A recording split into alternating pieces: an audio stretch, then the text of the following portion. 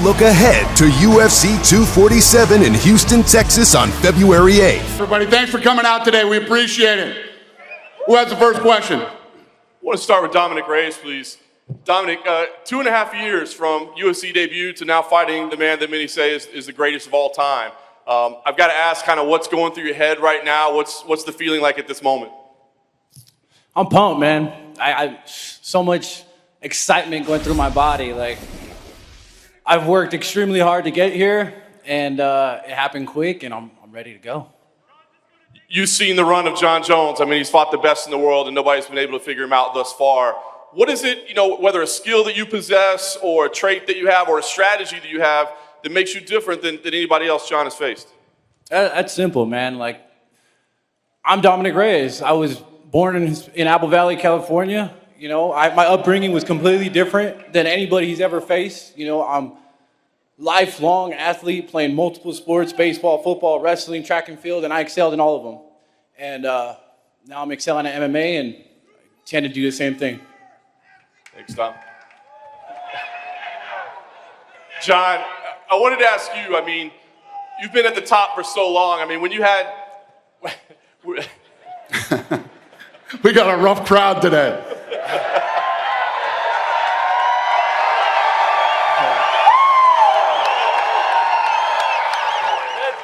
So, John, I mean, when you won your first world title, Dominic wasn't even a professional fighter yet. So I'm just kind of curious, your motivation, your excitement for fighting guys like this that, you haven't seen, you haven't necessarily watched, that weren't at the top, and they're just getting there. Is it more difficult to face guys like this? It's good to see you guys today. How are you guys? Oh, that's good. That's good. God bless you guys. I'm glad you guys made it today. I'm super excited. Like Dominic, I'm fired up, I'm pumped up, ready to destroy.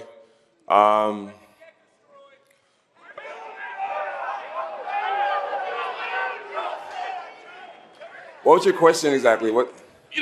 When you were a world champion, he wasn't even fighting professionally yet. So I'm Right. curious if it's difficult to get excited for it's not like a marquee name or somebody that you've seen for years. No, it's not difficult to get excited. Dominic starting off this whole thing with talking about party favorites and bringing up my past and stuff like that. It was exactly what I wanted and what I needed. Somebody who's tall. People think I do bad against tall people, so I'm excited for this challenge. He's undefeated. This guy tickles my pickle. And I cannot wait. Pause. I cannot wait to put my hands on him. You still got quite a bit of time to prepare for him, but I'm curious, in your initial breakdown, your initial analysis of him, is there anything that he does that's more dangerous, that's more concerning than past opponents that you faced? He's an elite level athlete. I believe I am as well. He has a lot of power and his left hand. But to call him different than anybody I've faced before, I don't know if I can do that at all. I've faced so many people with way more advanced striking. I've faced so many people with extreme knockout power. And I just got to go out there, respect him, believe, and just do what I do. And just one last one, John. I know you're not looking past Dominic at all, but Israel Adesanya is the name that keeps coming up. And one day you say, I'm not talking about this joker. And then 30 minutes later, you're tweeting about him again. You know what I mean? So give me an idea of, your thoughts on Israel Adesanya, a potential matchup, what you just think about him as a fighter. It's unfortunate that me and him have to take things this way. At the end of the day, if Israel wanted to fight me, that would be a gigantic fight for the sport. A lot of people talk about, why are you forcing Israel to go to light heavyweight? You never went to heavyweight.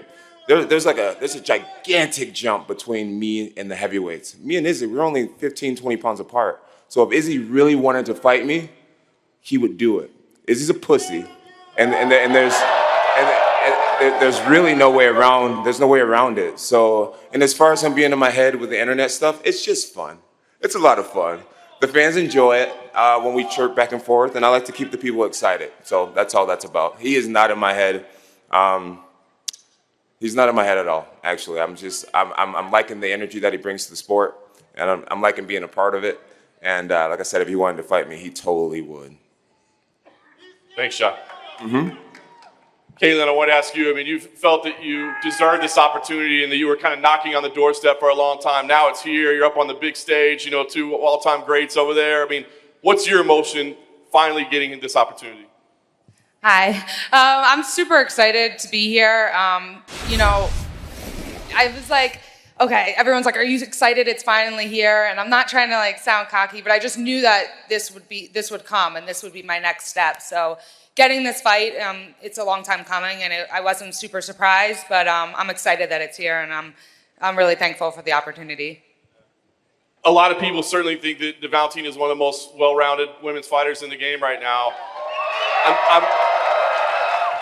I'm curious, you know, as you start to break her down, you know, similar to asking Dominic, I mean, what is it that you think you bring to the table that she hasn't seen so far, that she hasn't faced, that you can upset her? Yeah, I mean, a lot of people, they talk about how dominant she is, and she's been a very great champion. And you know, even before I was in the same division, I loved watching her fight. And a lot of people think of her as a very good striker, but I think that she's been very impressive with her wrestling and her takedowns. So yeah, I mean, I'm comfortable on the ground. I'm a brown belt in jiu-jitsu. I think I'm probably the best grappler that she's ever faced, and she hasn't faced anyone with my style. I move. I don't just stand there and just go 1-2, 1-2 running forward like her last few opponents. I utilize a lot of footwork and head movement, and I can keep that pace up for 5 rounds. I prefer a 5-round over a 3 rounds. So yeah, I'm excited. We'll see how this works. Thank you. Thank you. And then if I could for Valentina, please. You've had an interesting year, right? I mean, it started out, you know, a knockout of the year, one of the greatest highlights of all time. And then the last title defense, maybe not as exciting, even though it was very dominant. So I'm curious for you right now, in these title defenses, what is important? Is it just making sure you get wins and hanging on to that title, or do you feel an obligation or a desire to want to have those, you know, knockout of the year moments? First of all,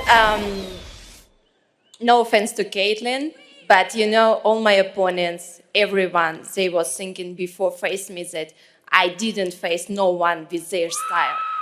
So this is the point. Caitlin, she is well-rounded fighter. She good striker. As she says, she know ground game, but it's fine. It's okay. I hope that she will bring everything for her, because this is what I want from the fighter. This is what I want from the opponent. And what I'm gonna do, dominate the fight the same way. I will prepare myself in my best shape and do the great job as this is my mindset. Not to go to the fight just to have fun. No, only to win. Only the victory, what's important for me. And my last thing for you, Valentina, I think you're becoming one of the biggest superstars in the sport. I know you can't look past this fight, but what are your goals for 2020? What do you want to accomplish in the sport, whether it be other divisions, multiple, you know, fights, opponents? What is it that you want to accomplish? I want everything. Everything. Doesn't matter what. I don't know. I don't know what happened tomorrow, and you want me to say about all 2020. I don't know. It's very hard to say, but I know for sure I'm professional martial artist. I'm truly fighter from the top to the bottom, and I know that martial arts, it's not just my work. It's not just my career. It's I am martial artist. Martial arts, it's in my vein, and I will be here forever. Right down in front here, a couple questions for John Jones. I know the last few times that we spoke, in your last 2 fights, there wasn't a lot of trash talk, a lot of bad blood, and you said that was a welcome change, you know, because you weren't used to that. Now it seems like we're right back in that. So how did this bad blood start? Well, Dominic wins his last fight out of nowhere. We've never met in person. I've never shaken the guy's hand. And the guy, instead of just being cordial or just being a martial artist and showing a degree of respect, he gets on the microphone, young and immature, and goes, "I don't need a party favorites. I need the world title." And that's how it started. But it's all good. We're here now. He got what he asked for, and I'm going to put my hands on him. And it's going to be great. So you're upset with him. Last time we spoke also about up-and-coming contenders, you spoke very highly of Dominic Reyes. I'm wondering, you sound like you had a tremendous amount of respect for him. Is that still the case? I know nothing about him, honestly. I know nothing about him. I see the games he wants to play with the insults, and I don't really care. I don't really care. At the end of the day, my job is to destroy this dude and start focusing on 2020. You know what I mean? I'm going to have a great 2020, and it's going to start off by destroying Dominic. I don't know. This guy.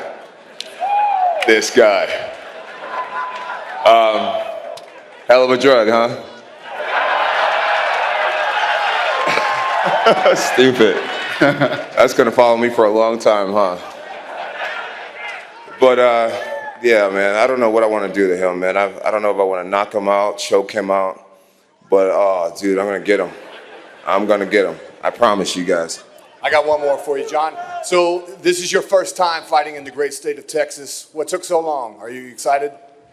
I am excited to fight in Texas, being a guy who lives in Albuquerque. You know, a lot of my friends will be able to get over there. I love Texas, man. You guys are gun toters. I'm a big gun toter. Big fan of the Second Amendment. Hell yeah. You guys are my type of people. We're gonna have a lot of fun.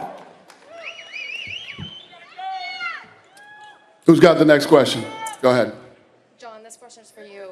Back in September, you tweeted that you had a really big fight announcement. It was going to be huge, and then a few months later, we got this fight. Was there a fight that maybe fell through in the midst?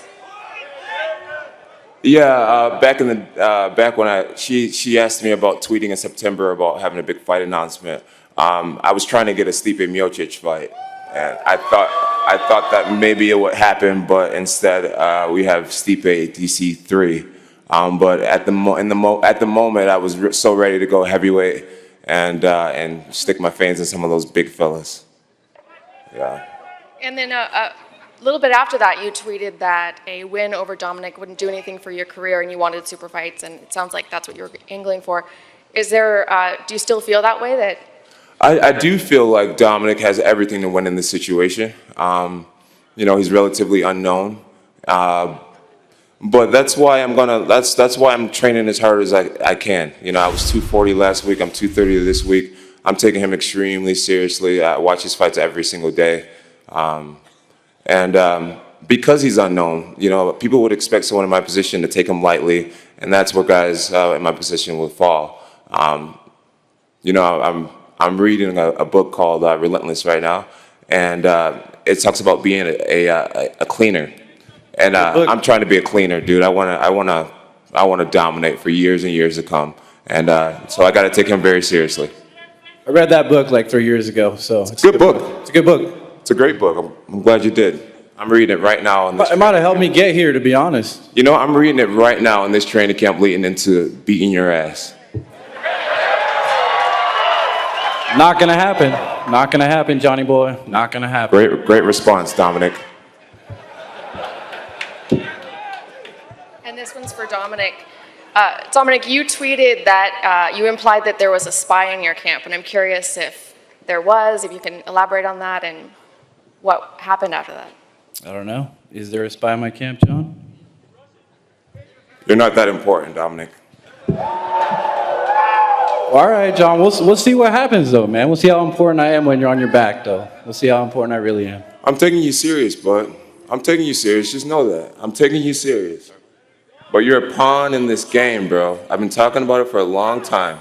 Like DC, like all of them, bro. You're a pawn in this game. Say I'm a pawn? You're a pawn in this game, bro. How so? You're just a piece in this puzzle, bro. Piece in the puzzle? I'm trying to be great, bro, and you're just a part of it. You're a small part of it. As am I. And you're just another pawn in my puzzle. That's fine. Everyone's undefeated before they fight me, bro. No, they're not. They're not, though. They're really not, though. Trust me. You fought one undefeated guy. Trust me, bro. But that doesn't matter. What does that have to do with... Daniel Cormier was undefeated. What does Daniel Cormier have to do with me? Ryan Bader was undefeated. What does Ryan Bader have to do with me? You're not special, Dominic. Oh, I'm the one. I promise you. You're the one. You will see. You knocked out Chris Weidman. He's been knocked out so many times. You knocked... Good job. When was the last time you knocked anyone out, ever? I don't have to knock out people. I don't have to knock out people. I have a gigantic skill set. So you say I don't have to knock out people, but then you try to knock me knocking out people? The only way, we all know the only way you can possibly win this fight is to catch me with a left. We all know that. I could submit you. I could out-wrestle you. I can kickbox you to death. Bro, I'm going to get you. I'm going to get you, Dominic. All right. We'll see. You know it. We'll You're see, a one-trick Johnny. pony. I don't know it, actually. You're a one-trick pony. You think you know it. Bro, we saw your highlight I don't. reel. It was straight left. Straight left. Straight left. Hey, Left uppercut. home runs work, baby. Yeah, they do. They do. At a certain level, they do. Yeah, this level. Good response, Dominic. Does somebody have another question? Yeah, Who's next?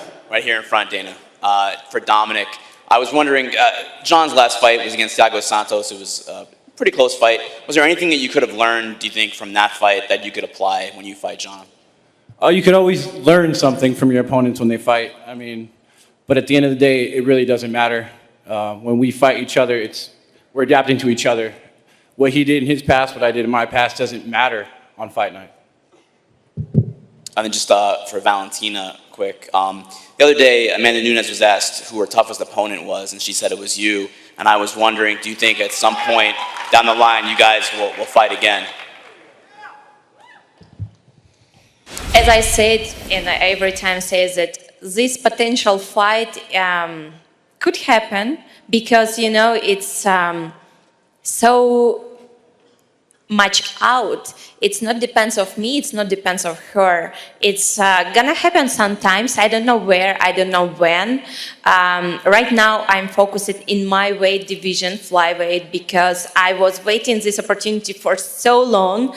I was competed against like bigger opponents, heavier, longer arms, legs, and now I have opportunity finally to fight with the same size opponent.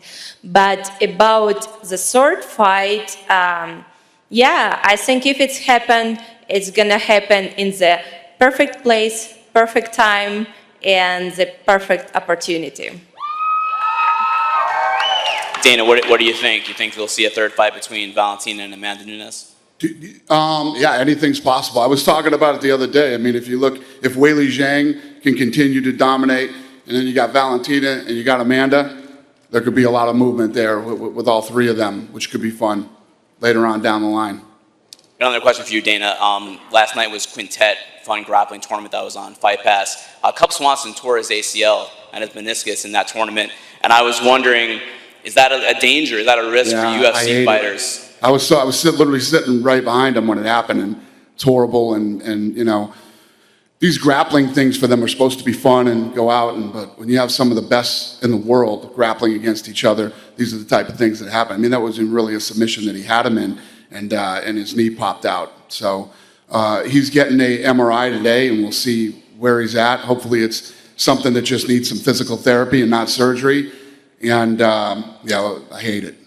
Hate it. And just a couple things for John. You tweeted last week, I think it was, that you're walking around heavier this camp, but you feel the same strength-wise and agility-wise. I was wondering, is there any reason why you're doing that, and do you think that move to heavyweight could be coming sooner rather than later? Yeah, after this Thiago Santos fight, I was at a place where I wanted to start entertaining the heavyweight division. I've been wrestling my brother my whole life. I've been going with Andrei Arlovski and Overeem and all these big guys my whole career. And I've always done well. You know, at 240, I move just as fast as I do at light heavyweight. My versatility, I realize, is not things that most heavyweights would do, spinning things, flying knees, things like that. And I feel really good. I think the time is going to be really close. I wouldn't be surprised if it happened this year. Well, I'm sorry, in 2020. Yeah, I was 240 not too long ago. Right now I'm living with my nutritionist, and I built a home gym in my garage. And I feel really, really good right now. I'm 230 with a six-pack, and I just feel like I'm going to be bigger than Dominic, just more athletic, just more hungry, more to prove, more on the line. This shit means so much to me. This is my life, dude. This isn't like just some. I'm gonna get him. I'm gonna get him. And do you think heavyweight could be next after this fight? I think it's a very strong possibility. Absolutely, absolutely. There's always going to be someone next. You know, I feel as if I've cleared a division, and I'm waiting around, and I'm taking on new challenges. I'm not sitting on the title. I'm not hiding from anybody. I chose Dominic because he appears to be the best out of all my contenders, and Dude, I'm just ready to just take over the world, man. Really. One more question. Colby Covington fights on Saturday, and you go way back with him, and a lot has been made. You know, is this an act? Is what he doing? Is it real? Is it really him? Yeah. You've known him for a long time. Was that him back then? Yeah, Colby's a habitual liar at the end of the day. He really is. I mean, he told the fans that we lived together for 2 years. We lived together for 1 semester. He's just, I've made a lot of mistakes, and a lot of people don't consider me to be a good person, but I mean, coming from me, Colby's a really bad person. He really is. He really, really is. I mean, there's no coincidence that, Tyrone Woodley got to know him and hates him. Masvidal got to know him and hates him. I got to live with him and really don't like him. If any of you guys got to know him, man, he really is a rotten person. I think the MMA community is going to start to see it over the years. All right, I'm going to square these guys off here right now, and thank you, everybody. Thanks for coming.